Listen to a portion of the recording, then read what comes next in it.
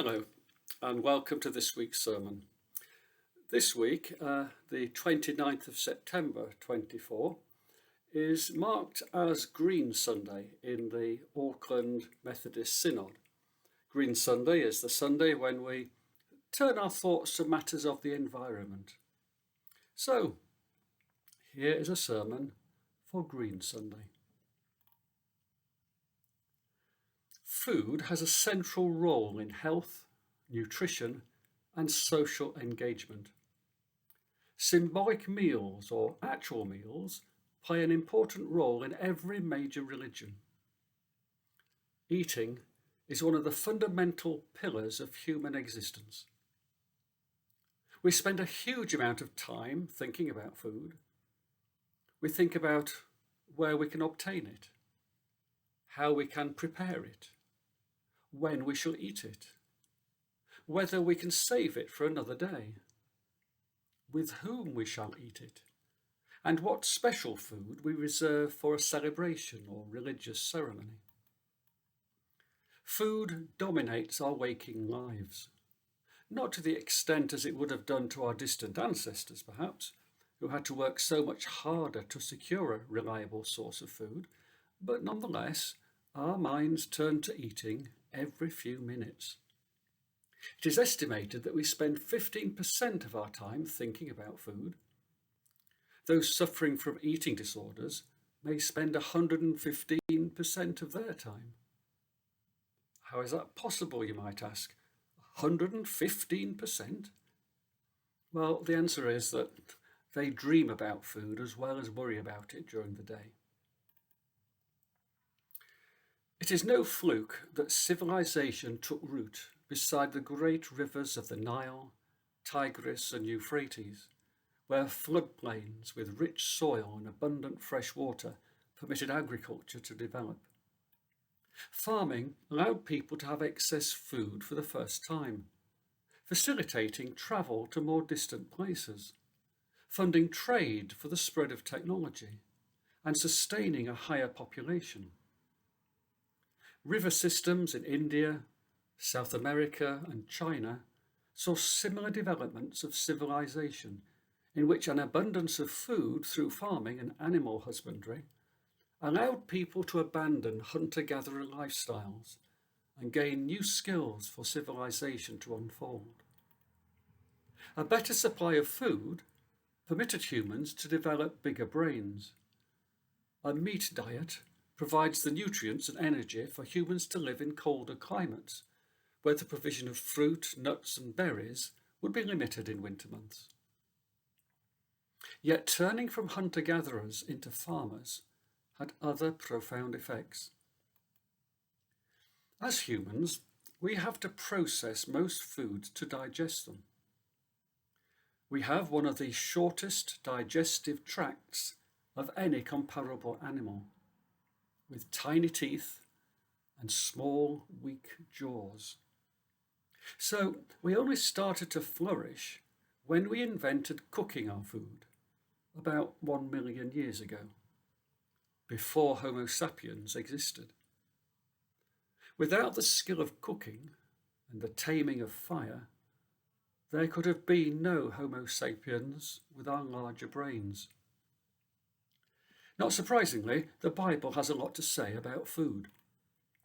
Genesis 1, verse 29, says God gave us seeds, plants and fruit to eat. After the flood, Noah and his descendants are told they can eat meat. Whether this is based on an ancient folk memory that meat eating was a later development, which could not occur until we discovered fire and learned to cook food, well, who knows? Perhaps that's a speculation too far. The Levitical law considers food in two major categories: clean and unclean. Animals with a split hoof that chew the cud were deemed clean to eat. Animals that had a cloven or split hoof but didn't chew the cud were unclean. Hence, the pig and pork are unclean. Animals with paws were also unclean. Scholars largely attribute these ritualistic prohibitions to Israel needing to create and preserve a distinctive cultural gap or dissonance between themselves and other nations, to help prevent them from being assimilated into the resident populations.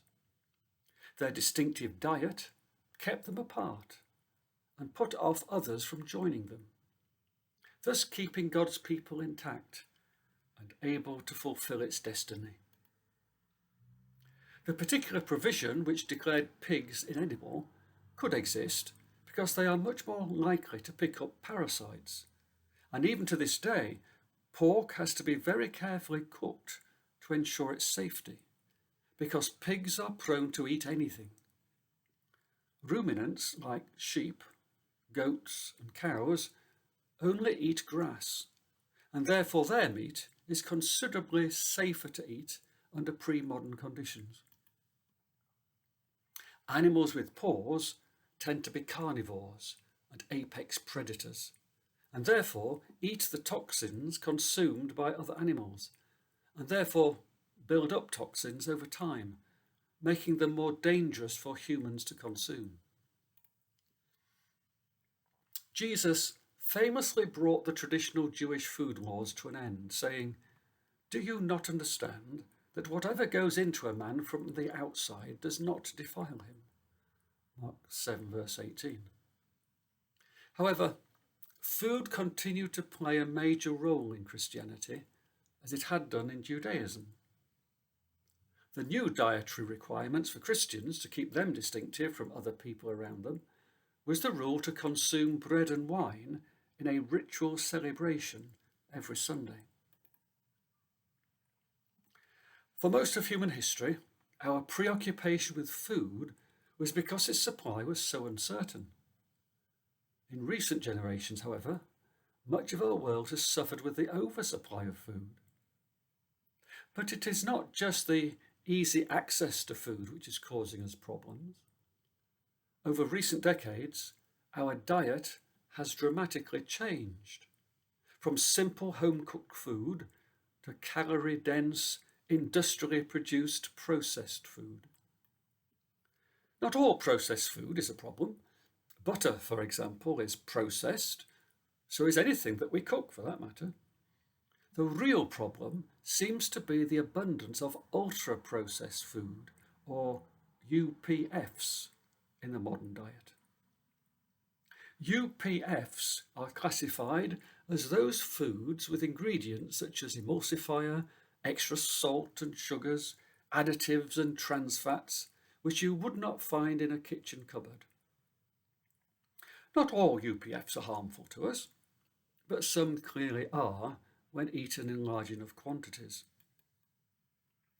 60% of calories for an adult Briton comes from UPFs, and up to 80% of calories for British children.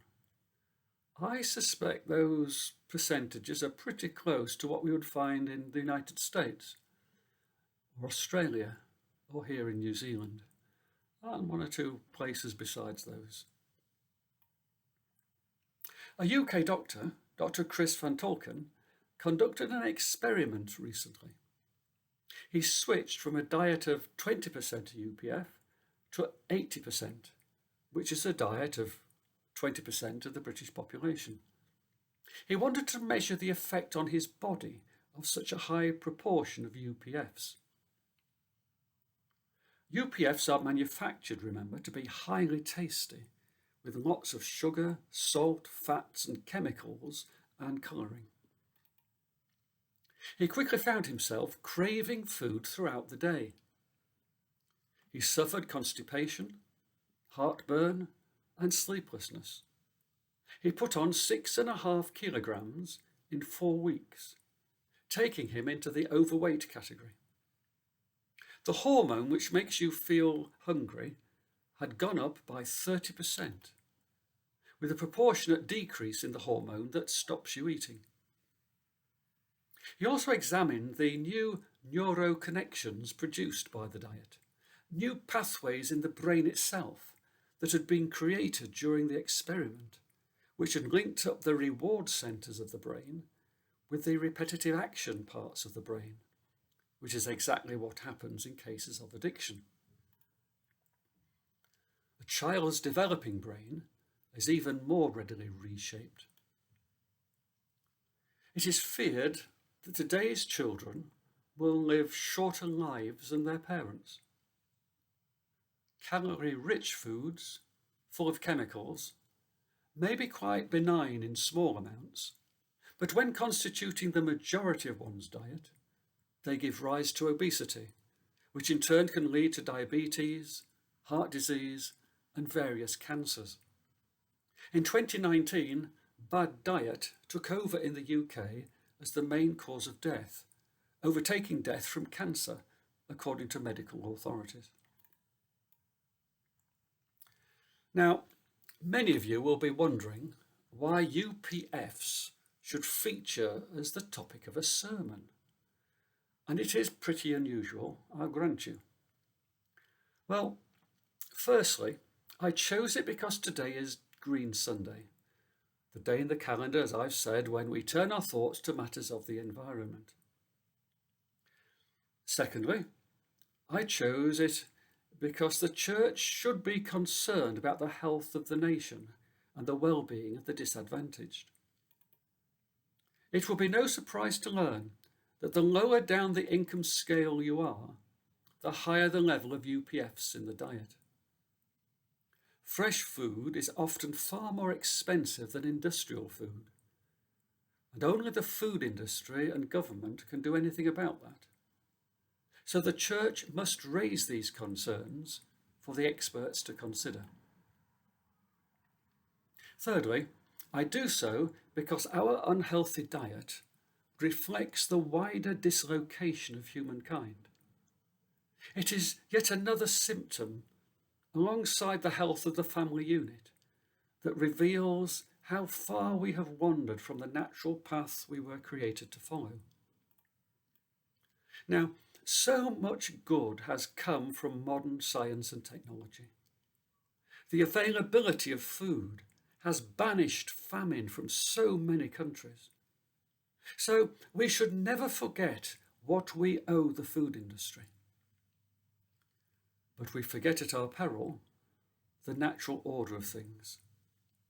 We cannot ignore the natural needs of our bodies, minds, and spirits. We ignore the Creator's design specifications at our peril. And fourthly, I chose this subject as an illustration of the gradual breakdown in society. When we buy food from the supermarket, we trust that it will not harm us. To hear that it may be doing so alarms us and erodes trust between consumer and manufacturer. Loss of trust is the new plague. Things have been deteriorating for a while, but since the pandemic, matters have only accelerated. We trust our politicians less. We trust our news media less. We trust our churches less. We trust our medical professionals less. We trust our police less. We trust our fellow citizens less. The eventual outcome of loss of trust is chaos. And chaos is no friend of humanity and is not what God wills for his children. So UPFs are not just a matter for your kitchen cupboard, but a subject that pokes at the heart of civilization itself. Amen.